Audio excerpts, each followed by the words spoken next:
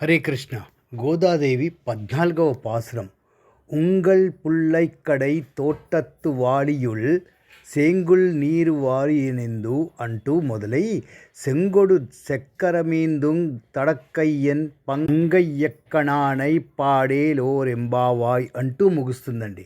దీని అర్థం ఏంటంటే, మీ వీధికి ఆనుకొని ఉన్న తోటలోని చెరువులో ఎర్రటి నీళ్ల మధ్య తామర పువ్వులు వికసించాయి చూడు. వేడి పొడి చల్లి తెల్లటి పూజా వస్త్రాలు ధరించిన తపస్సులు తమ తిరుక్కోయిల్లో శంఖధ్వనితో ప్రవేశిస్తున్నారు. మా మనసు లేపేవాడు నిన్నే ముందుగా లేపమన్నాడు.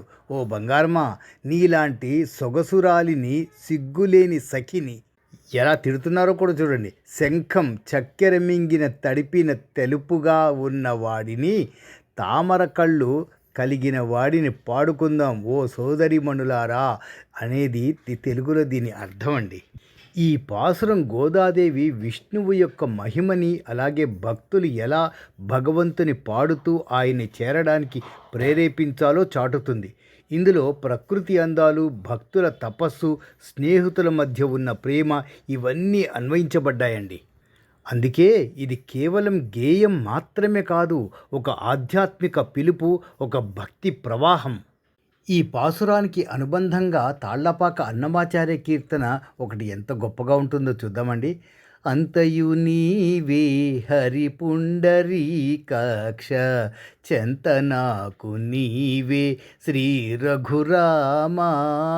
అంతయు నీవే హరి పుండరీకాక్ష చెంతనాకు నీవే శ్రీ రఘురామా అనే ఒక కీర్తనని ఆలపించారండి హిందోళ రాగంలో.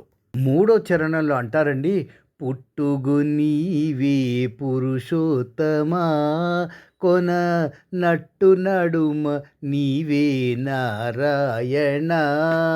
పుట్టుగు నీవే పురుషోత్తమా కొన నట్టు నడమ నీవే నారాయణ. ఇట్టే శ్రీ వెంకటేశ్వరుడా, ఇట్టే శ్రీ వెంకటేశ్వరుడా నాకు నెట్టిన గతి ఇంక నీవే నీవే అంటూ ముగుస్తుందండి. అంటే ఒక తెల్లని తామర రేకుల వంటి కన్నులు కలవాడా, నాకు కలిగిన సంపద అనగా నీవే అంటూ ప్రాధేయపడుతున్నాడండి. ఇలాంటివెన్నో తెలుసుకుందాం ఇంకా ముందు. ఛానల్ని సబ్స్క్రైబ్ చేయడం మర్చిపోకండి. హరే కృష్ణ.